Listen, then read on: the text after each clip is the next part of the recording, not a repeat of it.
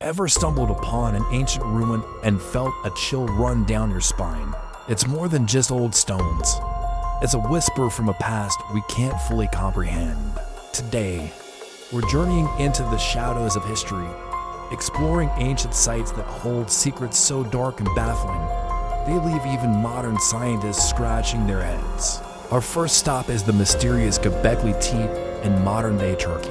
At 12,000 years old, it's the world's oldest known temple, predating Stonehenge by 6,000 years. Imagine a society of hunter-gatherers, people we thought were simple and nomadic, carving massive T-shaped pillars weighing up to 20 tons. They're adorned with intricate carvings of fierce animals, snarling lions, scorpions, and vultures. But here's the unsettling part. Archaeologists have found no signs of a permanent settlement nearby, no houses, no hearths, no tools for daily life. It's as if these ancient people traveled great distances just to build this monumental complex. Now, why? Some theories suggest it was a place for grim rituals, perhaps involving death and the sky. The sheer number of predatory animal carvings and the absence of domestic scenes give it a menacing atmosphere. What dark beliefs drove these people to dedicate so much effort to a place they didn't even live in? And even more chillingly, after 2,000 years of use, the entire site was deliberately and meticulously buried. They didn't just abandon it, they entombed it, hiding it from the world for millennia. Was it to protect a sacred power, or to imprison something terrifying? The reason remains buried with the stones. Next, we venture to the sun-scorched coast of Peru, to the Nazca lines. From the ground, they're just random ditches in the desert, but from the sky, they form over 800 gigantic drawings. A spider, a monkey, a hummingbird, and strange humanoid figures with massive, staring eyes. Created between 500 BC and 500 AD, these geoglyphs are so enormous you can only truly appreciate them from an airplane. The precision is mind-boggling. How did the Nazca people, without the ability to fly, design and execute these massive figures with such accuracy? The darker side of this mystery lies in the purpose. While some believe they were astronomical calendars or appeals to the gods for water, other evidence points to a more gruesome function. At Kawachi, the main ceremonial center of the Nazca, archaeologists have unearthed caches of decapitated heads, treated as trophy heads. These weren't enemies slain in battle.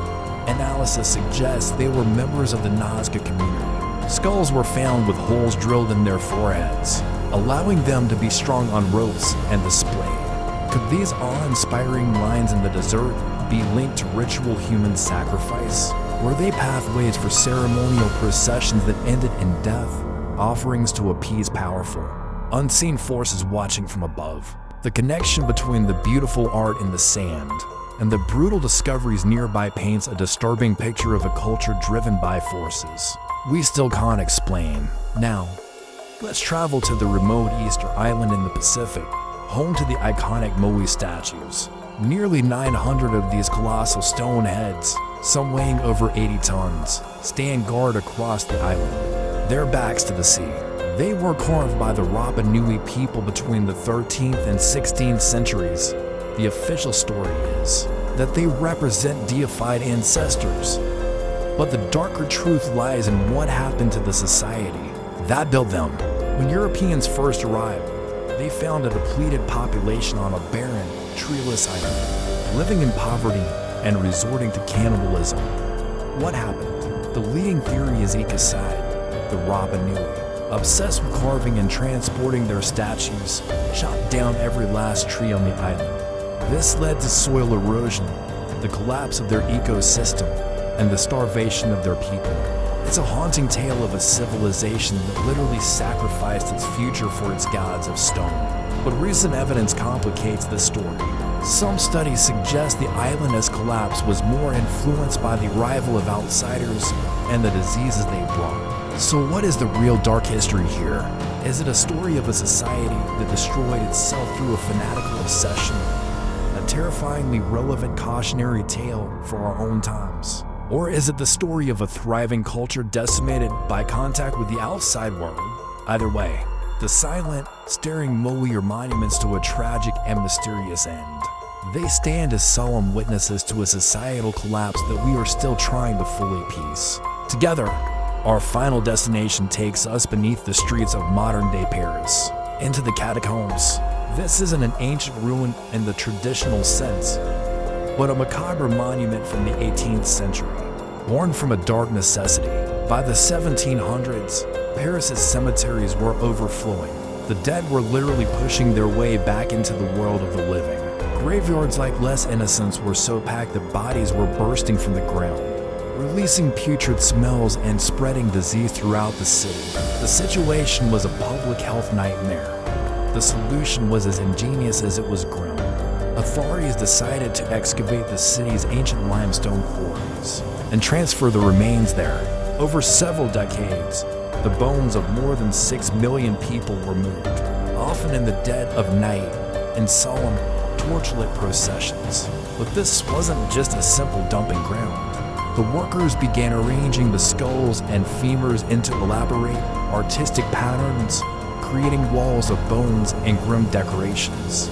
You can walk through corridors lined with human remains, with plaques bearing somber quotes about life and death. The most famous sign reads, "Pray, say Ichi l'Empire de la Mort, stop.